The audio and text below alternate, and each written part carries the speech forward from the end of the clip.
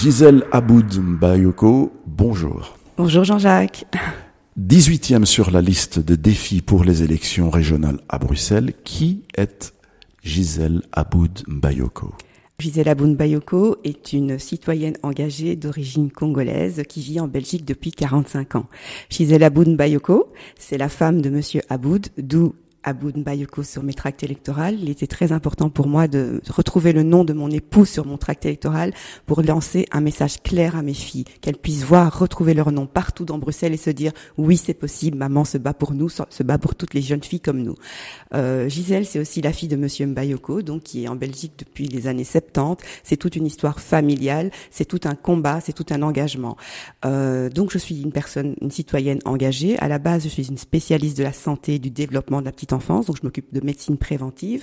Et dans le cadre de mon travail, je me suis rendu compte qu'il y avait beaucoup d'inégalités, malgré le fait que je voyais des politiciens d'origine afro depuis 20-25 ans sur le paysage belge politique, mais je voyais des particularités qui ne changeaient pas. Et je me suis dit, on peut plus continuer comme ça. Il faut s'engager en politique. Si on a envie de changer les choses, il faut mouiller son maillot. Il suffit pas de critiquer un tel.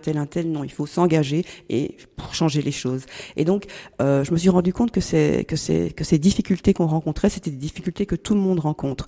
Mais il y a des particularités qui faisaient que on ne pouvait pas avancer, notamment au niveau de la santé. Donc, les luttes contre les discriminations ont été le moteur de mon engagement politique, parce que quand on n'a pas accès à la santé, on n'a pas accès à tout le reste. On ne peut pas parler d'emploi, de logement, d'économie, si on ne parle pas d'abord et avant tout santé. Et donc, le moteur de mon engagement politique était d'abord de mettre la santé en priorité et prioritairement par rapport aux discriminations que j'ai pu constater dans ma pratique professionnelle au quotidien. Alors, Gisèle Aboud Mbayoko, 18e sur la liste défis pour les élections à Bruxelles.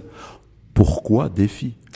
Pourquoi défi? Parce que défi, historiquement, c'est le parti qui est né parce qu'ils se sont rendus compte qu'il y avait des discriminations pour les francophones. Ils se sont dit, ce n'est pas possible de continuer à vivre. Vous savez que au début de la création de Défi, un des militants très célèbres, Jacques Georgin, a été tué parce qu'il était francophone par des néerlandophones. Et je me suis dit, un parti capable de se battre à ce point-là pour les minorités et pour les droits des minorités, c'était le parti où je devais aller. Pourquoi défi aussi? Parce que, qu'on le veuille ou non, au niveau des responsabilités politiques, dans toute l'Europe, je parle pas de la Belgique, dans toute l'Europe je parle, la première figure féminine à un poste à responsabilité au niveau fédéral, je l'ai trouvée chez Défi. Et ensuite, il y a aussi la présence de François De Smet, j'avoue, qui était une personne au niveau des droits humains que je suivais et qui m'intéressait beaucoup. Et donc voilà. Gisèle Aboud Mbayoko, 18e sur la liste défis pour les élections à Bruxelles.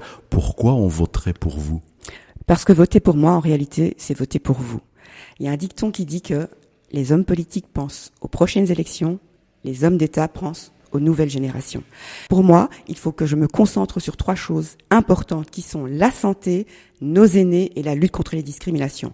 On ne se rend absolument pas compte là en 2024, mais dans les 5 à 10 ans qui arrivent, on va arriver à un problème très important dans notre communauté qui seront la santé de nos aînés, ainsi que les pensions de nos aînés. Ce sera à nous à prendre en charge nos parents qui sont arrivés ici dans les années 70, 80, 90. Pour la plupart, ont étudié pendant des années et donc n'ont pas cotisé. C'est des gens qui auront une carrière incomplète, qui vont se retrouver avec une pension très diminuée, très faible. Et donc, qui va devoir aider nos parents? Ceux qui nous ont élevés. Ce seront à nous de porter ça sur nos épaules. Et donc, un de mes combats, ce serait que nos aînés puissent avoir droit à une pension digne et qu'on puisse aussi réfléchir à un mode de garde pour nos aînés. Parce qu'en 2024, ce n'est pas comme avant, où on pouvait garder nos parents à la maison, comme c'est culturel chez nous, où on s'occupe de nos parents. Mais en 2024, avec la plupart d'entre nous qui avons 2, 3 jobs, parfois indépendants, parfois entrepreneurs, ça va être une vraie question de santé publique dans notre communauté. Votez pour moi, c'est voter pour vous, pour vos parents, pour vos enfants.